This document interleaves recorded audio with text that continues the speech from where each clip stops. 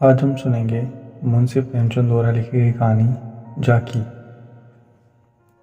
कई दिन से घर में कलह मचा हुआ था। माँ अलग मुंह फुलाए बैठी थी, स्त्री अलग। घर की वायु में जैसे विष भरा हुआ था। रात को भोजन नहीं बना। दिन को मैंने स्टोव पर खिचड़ी डाली, पर खाया किसी ने नहीं। बच्चों को भी आज भूख न थी। छोटी लड़की कभी मेरे पास आकर खड़ी हो जाती, कभी माता के पास, कभी दादी के पास, पर कहीं उसके लिए प्यार की बातें न थी। कोई उसे गोद में न उठाता था, मानो उसने भी अपराध किया हो। लड़का शाम को स्कूल से आया, किसी ने उसे कुछ खाने को न दिया, न उससे बोला, न कुछ पूछा। दोनों बरामदे में मन मारे बैठे हुए थे, शायद सोच रहे थे घर में आज क्या लोगों के हृदय उनसे इतने फिर गए। भाई बहन दिन में कितनी बार लड़ते हैं, रोनी पीटना भी कई बार हो जाता है, पर ऐसा कभी ना होता कि घर में खाना ना पके या कोई किसी से बोले नहीं। यह कैसा झगड़ा है कि 24 घंटे गुजर जाने पर भी शांत नहीं होता, यह शायद उनकी समझ में नहीं आता था। झगड़े की जड़ कुछ न थी। अम्मा ने मेरी बहन के घर तीजा भेजने के लिए जिन सामानों की सूची लिखाई, वह पत्नी जी को घर की स्थिति देखते हुए अधिक मालूम हुई। अम्मा खुद समझदार है, उन्होंने थोड़ी बहुत काट छाट कर दी थी, लेकिन पत्नी जी के विचार से और काट छाट होनी चाहिए थी। 5 साड़ियों की जगह 3 रहे तो क्या बुराई है। खिलौने इतने क्या होंगे, इतनी मिठाई की क्या जरूरत। उनका कहना था कि जब रोजगार में कुछ मिलता नहीं, दैनिक कार्यों में खींचतान करनी पड़ती है, दूध घी के बजट में तकलीफ हो गई, तो फिर तीजे में क्यों इतनी उदारता की जाए। पहले घर में दिया जलाकर तब मस्जिद में जलाते हैं। यह नहीं कि मस्जिद में तो दिया जला दिया और घर अंधेरा पड़ा रहे। इसी बात पर सास बहू में तकरार हो गई, फिर साके फूट निकली। बात कहाँ से कहाँ जा पहुंची। गड़े हुए मुर्दे उखाड़े गए, अन्योक्तियों की बारी आई, व्यंग्य का दौर शुरू हुआ और मौन अलंकार पर समाप्त हो गया। मैं बड़े संकट में था। अगर अम्मा की तरफ से कुछ कहता तो पत्नी जी रोना धोना शुरू करती है, अपनी नसीबों को कोसने लगती है।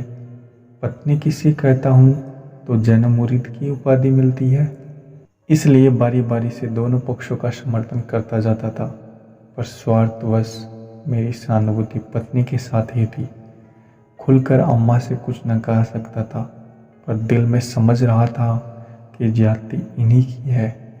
दुकान का यह हाल है कि कभी कभी बोनी भी नहीं होती, असामियों से टका वसूल नहीं होता, तो इन पुरानी लकीरों को पीट कर क्यों अपनी जान संकट में डाली जाए। बार बार इस गृहस्थी के जंजाल पर तबीयत झुंझलाती थी। घर में 3 तो प्राणी हैं, उनमें भी प्रेम भाव नहीं। ऐसी गृहस्थी में तो आग लगा देनी चाहिए। कभी कभी ऐसी सनक सवार हो जाती थी, इस सब को छोड़ छाड़ कर कहीं भाग जाऊं। जब अपने सिर पड़ेगा तब उनको होश आएगा, तब मालूम होगा कि गृहस्थी कैसे चलती है। क्या जानता था कि यह विपत्ति जलनी पड़ेगी नहीं, विवाह का नाम ही नहीं लेता। तरह तरह के कुत्सित भाव मन में आ रहे थे। कोई बात नहीं, अम्मा मुझे परेशान करना चाहती। बहू उनके पाँव नहीं दबाती, उनके सिर में तेल नहीं डालती, तो इसमें मेरा क्या दोष। मैंने उसे मना तो नहीं कर दिया है। मुझे तो सच्चा आनंद होगा यदि सास बहू में इतना प्रेम हो जाए, लेकिन यह मेरे बस की बात नहीं कि दोनों में प्रेम डाल दूँ। अगर अम्मा ने अपनी सास की साड़ी धोई है, उनके पाँव दबाए हैं, उनकी गुड़कियाँ खाई है, तो आज वह पुराना हिसाब बहू से क्यों चुकाना चाहती है। उन्हें क्यों नहीं दिखाई देता कि अब समय बदल गया है। बहुएं अब बेबस सास की गुलामी नहीं करती। प्रेम से जाए उनके सिर के बाल नोच लो, लेकिन जो रूप दिखाकर उन पर शासन करना चाहो तो वह दिन लग गए। सारे शहर में जन्माष्टमी का उत्सव हो रहा था। मेरे घर में संग्राम छिड़ा हुआ था। संध्या हो गई पर घर अंधेरा पड़ा था। मनुष्यत छाई हुई थी। मुझे अपनी पत्नी पर क्रोध आया। लड़ती हो लड़ो, लेकिन घर में अंधेरा क्यों रखा है। जाकर कहा, क्या आज घर में चिराग न जलेंगे। पत्नी ने मुंह फुलाकर कहा, जला क्यों नहीं लेते, तुम्हारे हाथ नहीं है। मेरी देह में आग लग गई। बोला, तो क्या जब तुम्हारे चरण नहीं आए थे तब घर में चिराग न जलते थे? अम्मा ने आग को हवा दी। नहीं, तब सब लोग अंधेरे में ही पड़े रहते थे। पत्नी जी को अम्मा की इस टिप्पणी ने जामे से बाहर कर दिया। बोली, जलाते होंगे मिट्टी के कुप्पी, लालटेन तो मैंने कभी न देखी। मुझे इस घर में आए 10 साल हो गए। मैंने डांटा, अच्छा चुप रहो, बहुत बड़ो नहीं। ओहो, तुम तो ऐसे डांट रहे हो जैसे मुझे मोल लाए हो। मैं कहती हूँ चुप रहो। क्यों चुप रहूँ? अगर एक कहोगे तो 2 सुनोगे। इसी का नाम पतिव्रत है। जैसे परास्त होकर बाहर चला आया और अंधेरी कोठरी में बैठा हुआ उस मनोज घड़ी को कोसने लगा जब इस कुलक्षणी से मेरा विवाह हुआ था। इस अंधकार में भी 10 साल का जीवन सिनेमा चित्रों की भांति मेरे नेत्रों के सामने दौड़ गया। उसमें कई प्रकाश की झलक न थी, कई स्नेह की मृदुता न थी।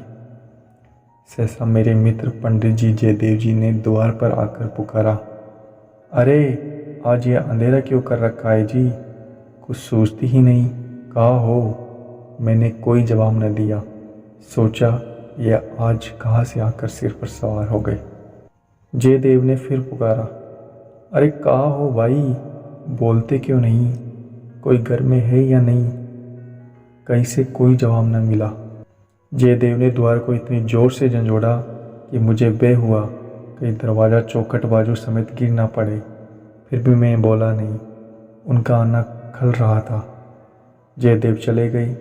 मैंने आराम की सांस ली।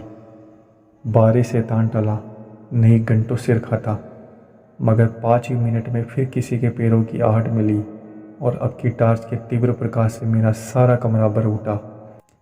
जयदेव ने मुझे बैठे देखकर कुतूहल से पूछा, तू कहाँ गए थे जी? घंटों चीखा, किसी ने जवाब तक न दिया। यह आज क्या मामला है? चिराग क्यों नहीं जले? मैंने बहाना किया, क्या जाने, मेरे सिर में दर्द था। दुकान से आकर लेटे तो नींद आ गई और सोए तो घोड़ा बेचकर मुर्दों से शर्त लगाकर। हाँ यार, नींद आ गई। मगर घर में चिराग तो जलाना चाहिए था, या उसका रिट्रेचमेंट कर दिया। आज घर में लोग बरसे हैं ना, हाथ ना खाली होगा। खैर चलो, कहीं झांकी देखने चलते हो? सेठ गुरेमल के मंदिर में ऐसी झांकी बनी है कि देखते ही बनता है। ऐसे ऐसे शीशे और बिजली के सामान सजाए हैं कि आंखें झपक उठती है। सिंहासन के ठीक सामने ऐसा फुहारा लगाया है कि उसमें से गुलाब जल की फुहारें निकलती है। मेरा तो चोला मस्त हो गया, सीधे तुम्हारे पास दौड़ा चला आ रहा हूँ। बहुत झांकियाँ देखी होगी तुमने, लेकिन यह और ही चीज़ है। आलम फटा पड़ता है। सुनते हैं दिल्ली से कोई चतुर कारीगर आया है, उसी की यह करामत है। मैंने उदासीन भाव से कहा, मेरी तो जाने की इच्छा नहीं है भाई, सिर में जोर का दर्द है। तब तो ज़रूर चलो, दर्द भाग न जाए तो कहना। तुम तो यार बहुत जिद करते हो। इसी मारे मैं चुपचाप पड़ा था कि किसी तरह यह बला टले, लेकिन तुम सिर पर सवार हो गए। कहा दिया मैं न जाऊंगा, और मैंने कह दिया मैं ज़रूर ले जाऊंगा। मुझ पर विजय पाने का मेरे मित्रों को बहुत आसान नुस्खा है। यो हाथापाई, दींगा मुश्ती, दौड़ धप्पे में किसी से पीछे रहने वाला नहीं हूँ। लेकिन किसी ने मुझे गुदगुदाया और परास्त हुआ, फिर मेरी कुछ नहीं चलती।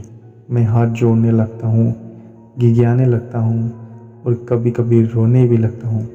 जयदेव ने वही नुस्खा आजमाया और उसकी जीत हो गई। संधि की वही शर्त ठहरी कि मैं चुपके से झांकी देखने चलूं। सेठ गुरेलाल उन आदमियों में हैं जिनका प्रातः को नाम ले लो तो दिन भर भोजन ना मिले। उनके मक्खी चूसने की सैकड़ों ही दंत कथाएं नगर में प्रचलित है। कहते हैं एक बार मारवाड़ का एक भिखारी उनके द्वार पर डट गया कि भिक्षा लेकर ही जाऊंगा। सेठ जी भी अड़ गए कि भिक्षा ना दूंगा चाहे कुछ हो। मारवाड़ी उन्हीं के देश का था। कुछ देर तो उनके पूर्वजों का बखान करता रहा, फिर उनकी निंदा करने लगा। अंत में द्वार पर लेट रहा। सेठ जी ने रत्ती भर परवाह न की। भिक्षुक भी अपनी धुन का पक्का था। सारा दिन द्वार पर बेदाना पानी पड़ा रहा। अंत में वही मर गया। तब सेठ जी पसीजे और उसकी क्रिया इतनी धूमधाम से की, बहुत कम किसी से न की होगी। भिक्षु का सत्याग्रह सेठ जी के लिए वरदान हो गया। उनके अंतःकरण में भक्ति का जैसे स्रोत खुल गया। अपनी सारी संपत्ति धर्मार्थ अर्पण कर दी। हम लोग ठाकुर द्वारे में पहुंचे तो दर्शकों की भीड़ लगी हुई थी। कंधे से कंधा चलता था। आने और जाने के मार्ग अलग अलग थे। फिर हमें आधे घंटे के भीतर जाने का अवसर मिला। जयदेव सजावट देख देख कर लोटपोट हो जाते थे, पर मुझे ऐसा मालूम होता था कि इस बनावट और सजावट के मेले में कृष्ण की आत्मा कहीं खो गई है। उनकी वह रत्न जड़ित बिजली से जगमगाती मूर्ति देखकर मेरे मन में ग्लानि उत्पन्न हुई। इस रूप में भी प्रेम का निवास हो सकता है? मैंने तो रत्नों में दर्प और अहंकार ही भरा देखा है। मुझे उस वक्त यही याद न रही, यह एक करोड़पति सेठ का मंदिर है और धनी मनुष्य धन में लूटने वाले ईश्वर की ही कल्पना कर सकता है।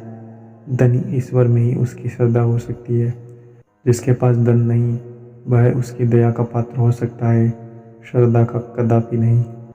मंदिर में जयदेव को सभी जानते हैं, उन्हें तो सभी जगह सभी जानते हैं। मंदिर के आंगन में संगीत मंडली बैठी हुई थी। केलकर जी अपने गंधर्व विद्यालय के शिष्यों के साथ तंबूरा लिए बैठे थे।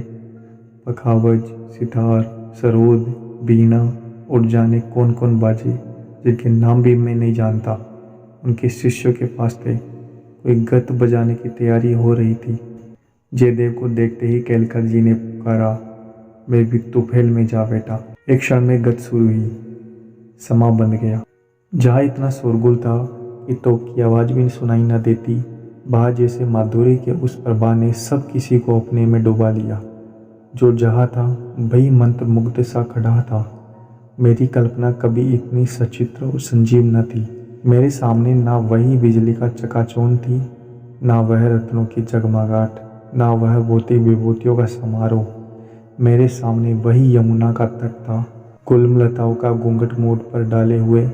वही मोहिनी गौएं थी, वही गोपियों की जल क्रीड़ा, वही बंसी की मधुर ध्वनि, वही शीतल चांदनी और वही प्यारा नंद किशोर, जिसके मुख छवि में प्रेम और वात्सल्य की ज्योति थी, जिसके दर्शनों ही से हृदय निर्मल हो जाते थे। मैं इसी आनंद विस्मृत की दशा में था कि कंसर्ट बंद हो गया और आचार्य केलकर के एक किशोर शिष्य ने दुर्पद आलापना शुरू किया। कलाकारों की आदत है कि शब्दों को कुछ इस तरह से तोड़ मरोड़ देते हैं कि अधिकांश सुनने वालों की समझ में नहीं आता कि क्या गा रहे हैं। इस गीत का एक शब्द भी मेरी समझ में नहीं आया, लेकिन कंठ स्वर में कुछ ऐसा मादकता भरा लालित्य था कि प्रत्येक स्वर मुझे रोमांचित कर देता था। कंठ स्वर में इतनी जादू शक्ति है, इसका मुझे आज कुछ अनुभव हुआ।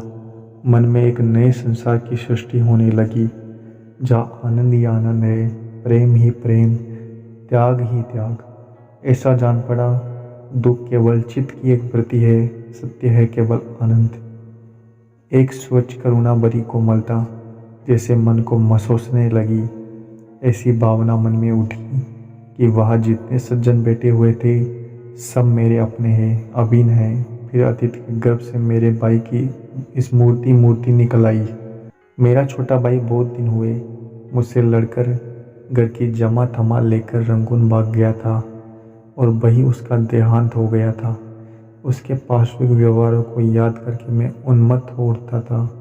उसे जीता पाता और शायद उसका खून पी जाता, पर इस समय इस मूर्ति को देखकर मेरा मन जैसे मुखरित हो उठा। उसे आलिंगन करने के लिए व्याकुल हो गया।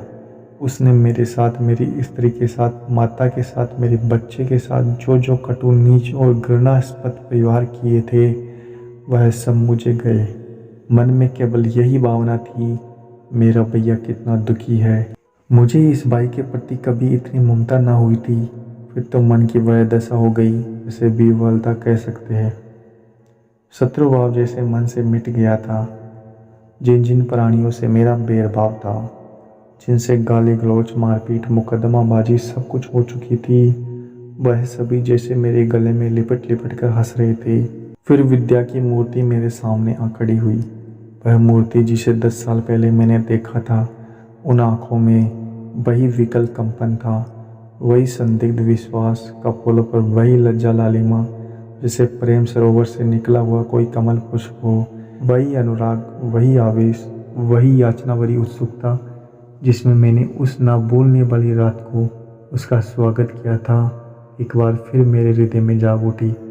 मधुर स्मृतियों का जैसे एक स्रोत सा खुल गया। जी ऐसा तड़पा कि इसी समय जाकर विद्या के चरणों पर सिर रगड़ कर रोऊं और रोते रोते बेसुध हो जाऊं। मेरी आंखें सजल हो गई। मेरे मुंह से जो जो कटु शब्द निकले थे वह सब जैसे ही हृदय में गड़ने लगे। इसी दशा में जिसे ममतामयी माता ने आकर मुझे गोद में उठा लिया। बालपन में जिस वात्सल्य का आनंद उठाने की मुझ में शक्ति न थी, वह आनंद आज मैंने उठाया। गाना बंद हो गया, सब लोग उठ उठ कर जाने लगे। मैं कल्पना सागर में ही डूबा रहा। सहसा जयदेव ने पुकारा, चलते हो या बैठे ही रहोगे? दोस्तों, अगर आपको ये कहानी पसंद आई तो हमारे YouTube चैनल को सब्सक्राइब कीजिए। अपने साहित्य प्रेमी दोस्तों के साथ इस कहानी को शेयर भी करिए। धन्यवाद।